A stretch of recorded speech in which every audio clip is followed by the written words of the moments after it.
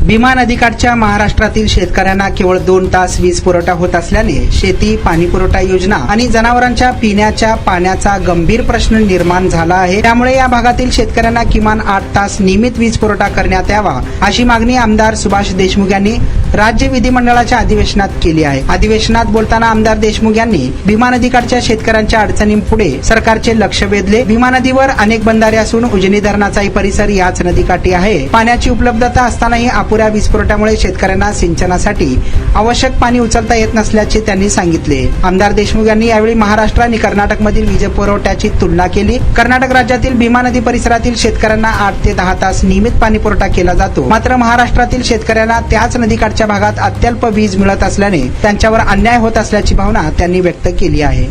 हे आहे दक्षिण सोलापूर तालुक्यातील वळसंग। इतिहासाची समृद्ध परंपरा आणि उज्ज्वल भविष्याची नवी दिशा, प्रगतशील आणि वेगाने विकसित होणारे गाव वळसंग।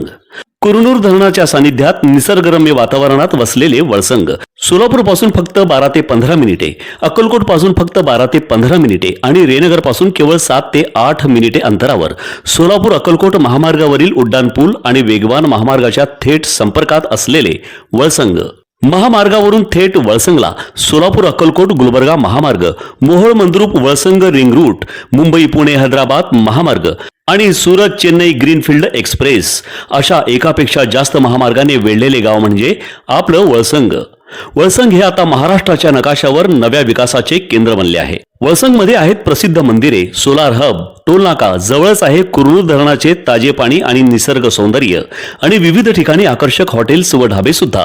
प्रवासात थकलेल्या प्रवाशांसाठी स्वादिष्ट जेवण, आराम, ताजेतवाने आणि प्रदूषणमुक्त वातावरण। वळसंग हे केवळ गाव नाही, एक उत्कृष्ट थांबा आहे, एक संधी आहे, एक भविष्य आहे। वळसंग ऐतिहासिक वारसा, आधुनिक कनेक्टिव्हिटी आणि उद्याच्या विकासाची हमी। सोलापूर जिल्ह्याचा अभिमान आणि महाराष्ट्राचा गौरव। वळसंग।